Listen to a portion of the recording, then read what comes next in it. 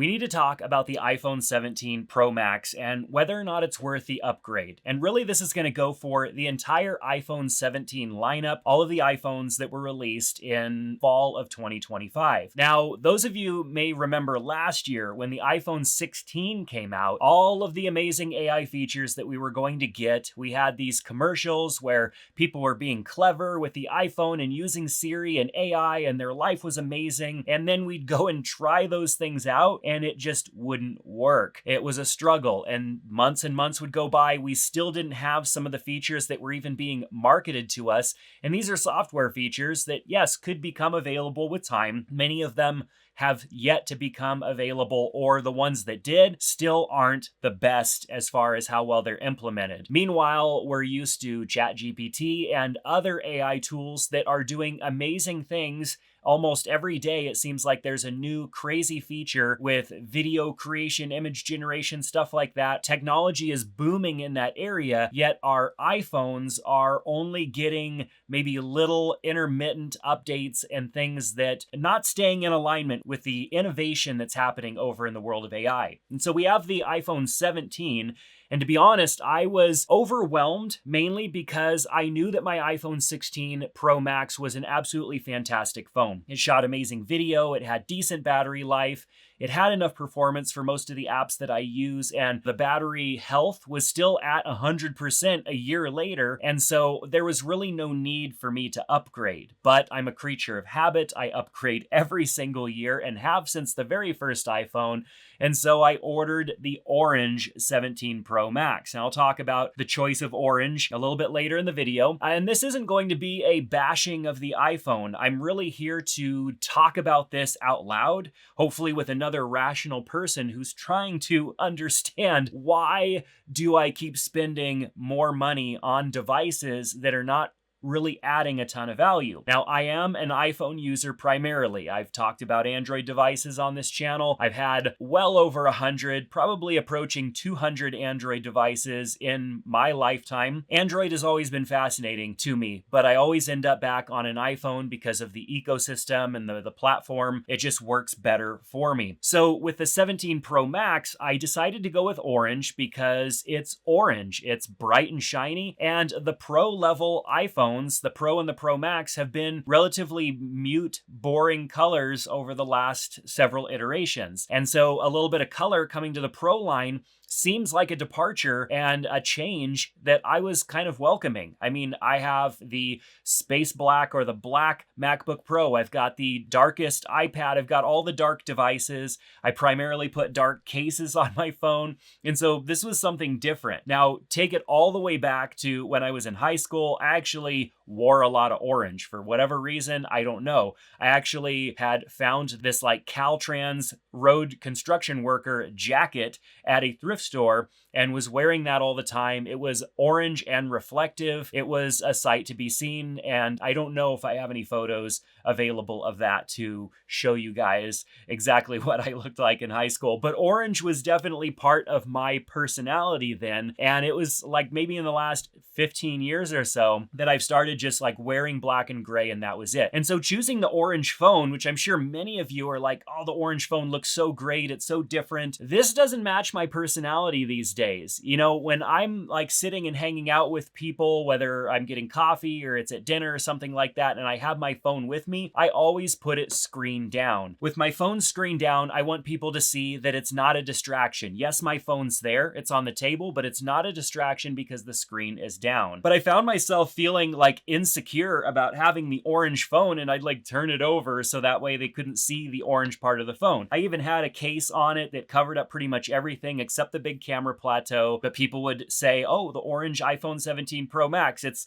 like noticeably different than previous years, and people would comment about it and ask about it. And while I used to like that, I used to like having the flashiest, newest thing, so people would be like, oh, is that the latest one? And I could, feel important maybe for a second. I was feeling embarrassed. I don't know if that's the right word, but I definitely was self-conscious about the orange. And that's weird that I would feel that way. I don't know. Maybe I need to look into things a little bit deeper. But I ended up instead purchasing the blue. And the blue phone, I feel so much better with the blue phone. And to be completely honest, there was still a black version available, a space black or whatever. I probably would have ended up buying that instead, because even the blue is a little too flashy for me these days. So anyway, I don't know what your thoughts are on that. Talk about it down in the comments for sure. Maybe I need some therapy, but let's get back into whether or not the 17 in the 17 Pro Max or whatever version is worth upgrading. Like I said at the beginning, my 16 Pro Max was serving all of my needs, and it was creature of habit / FOMO that got me to purchase the 17 Pro Max.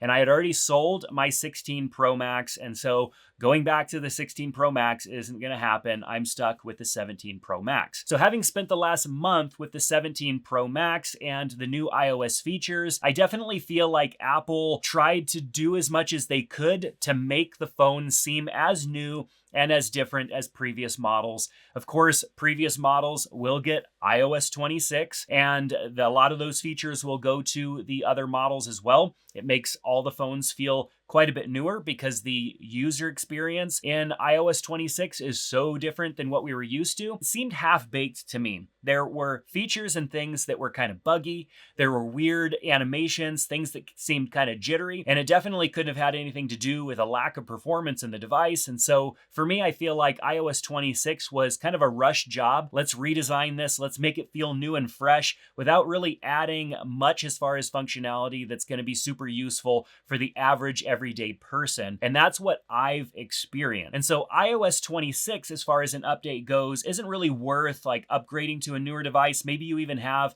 a device that's a little bit older and you're thinking, oh, I want iOS 26. I don't know. I'm not super stoked with iOS 26. I feel like it will come into its own probably within the next couple of months. Maybe when we get the 26.1 update, things will be smoothed out and we won't have any issues there. But as far as where we're at with iOS 26, we're still missing where we would expect Siri and AI integration to be, especially compared to what we're seeing in a lot of Android phones these days. I don't know if maybe Apple is just struggling to figure out how to maintain their closed ecosystem and have AI, and feeling like maybe they need to develop their own AI because giving too much away to ChatGPT or one of these other providers would be too much. And so they're trying to buy time with these redesigns and make things look fancy and fluid, and this is the future, and we're talking about all these things that really don't necessarily matter. It's like, yeah, maybe the UI of iOS 26 is supposed to feel more like you're in VR, you know, everything's fluid and it's transparent, and you can see through things, and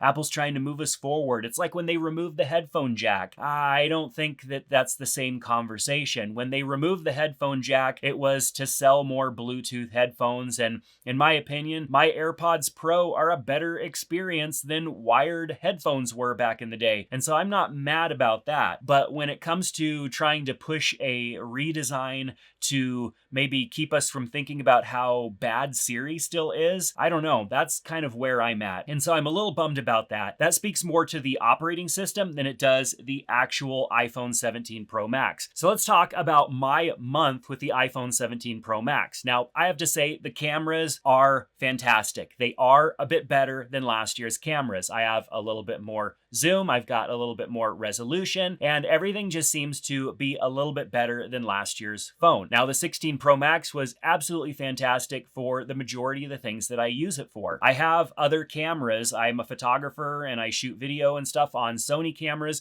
I have better cameras if I want to go there, but my phone is what I go to every time when I'm at my son's soccer game or my other son's basketball game or my daughter's horseback riding lessons, or we're just out and about as a family and I'm shooting video clips. I'm doing that on my phone because that's where I want to have that content. And I want my phone to be able to shoot the best quality content possible. So in the future, when I go to review that content, it doesn't look like I shot it on a potato. The 17 Pro Max is definitely leveling up in that way. With the cameras all having a higher megapixel, that means a higher quality image. That means if I need to zoom or crop in and post, there's extra resolution for me to to do that. And when shooting video, you're getting improvements there as well. When I'm shooting my kids' sports and I'm shooting in that 8X mode, I love having that little preview screen up in the corner that makes it easier for me to frame my shot. And there are a lot of other little features there that are super useful. I actually use the camera control button quite often. I use it to launch my camera. I use it to start and stop so that I'm not fiddling around trying to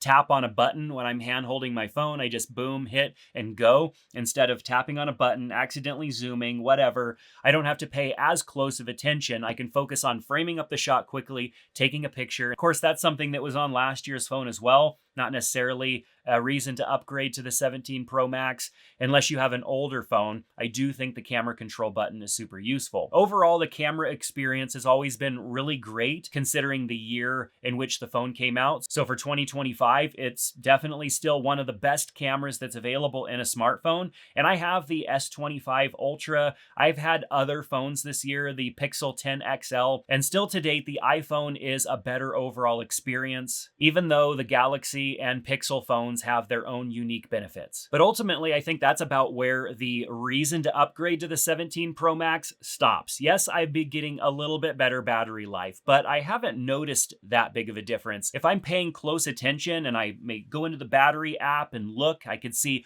oh yeah, maybe an extra hour or extra 30 minutes or something like that, depending on my usage. But ultimately, how does it feel to use this phone? What kind of battery life do I feel like I'm getting? Am I getting that like 2 days of battery life that Apple promoted? Well, when the phone first came out and it had the first version of the software on it, for some reason I did feel like I was getting insane amounts of battery life. But then I remembered that what I decided to do with this phone was not restore from a backup of my last phone. I actually used the phone stock without installing a bunch of additional apps for several days, and then started installing some of the apps that I needed. You see, my goal was to go without any social media on my phone for a whole month, which I did. I didn't have Instagram, didn't have YouTube, didn't have any of that stuff, but I had to install QuickBooks. I had to install my email app and all of these other apps that I'm using, like to manage my home network and my office network and security cameras and all these different things that we have in our life that require an app. It didn't take me long before I had an additional 50 apps on my phone just to manage the basic things of my life, like payment methods and banking and stuff like that. I mean, my goodness, it was crazy how many apps I had to go and install,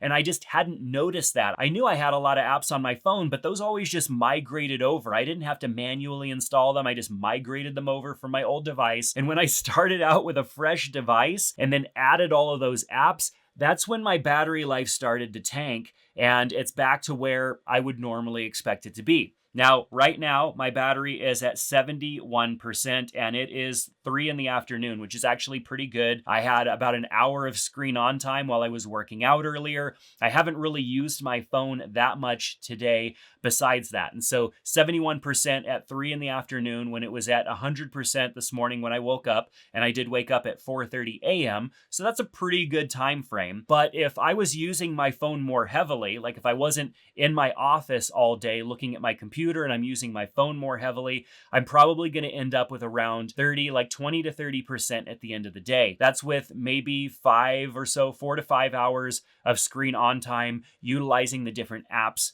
that I have on my device. And honestly, that's about what I got with the 16 Pro Max. So while they advertise being able to get like 2 days of battery life out of this phone, you're only going to be able to get 2 days of battery life if you don't install any additional apps. As you add more and more apps, there are things running in the background, updating, and then you also have more reasons to check your phone because of all of those apps, and that is going to decrease the battery life and give you closer to that typical 1 day of battery life that we all experience. So should you upgrade to the 17 Pro, 17 Pro Max? Well, if you have last year's model, a 16 Pro, 16 Pro Max, I really can't recommend upgrading to the 17 unless you just absolutely have to have a little bit better camera quality, maybe also a little bit better battery life, and of course, the look of the new phone, because the visual differences are quite obvious on the 17 compared to previous models of the phone. Now, if you have a 15 and maybe your battery life is starting to suffer, maybe you're at 80% on the battery, maybe even a little bit lower, and you're struggling to get a full day of use out of your phone, yeah, it's probably a good time to upgrade because you've had that phone now for 2 years, 2 product cycles,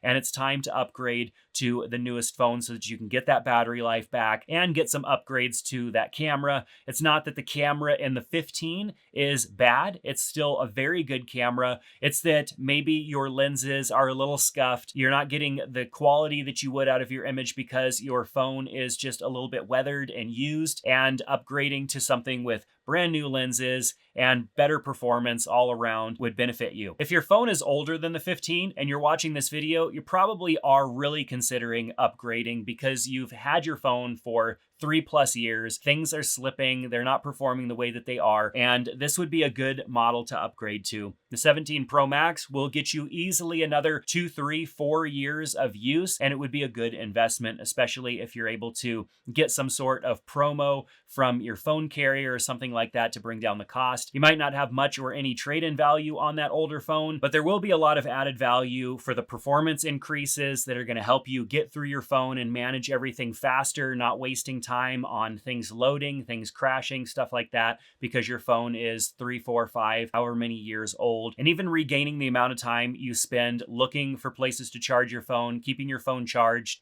and stuff like that. A new phone like this one's easily going to get you through an entire day of use. And so you regain some of that time and avoid some of that stress that you would have trying to figure out how to charge an older phone, and sometimes even having to go without it because you forgot to charge it. Ultimately, the main thing I want you to get out of this video, if you're still here watching, is that you can't buy into the hype anymore. The marketing is overhyped, and it is to get us to buy the latest and greatest phone, and Apple has not been delivering on the promises in these last couple of years. Yes, it's still an absolutely great phone, and as far as the base functionality, camera, battery life, performance, and all the other things that we would expect out of our phone, it absolutely does that. But to say it's going to get this feature and it's going to get that feature, and these are software things that are being marketed to us like they're going to change our lives, they're just simply not here yet. And I try and use Siri all the time, and Siri leaves me stranded more often than not. Honestly, the only AI that's working relatively well for me right now is Perplexity,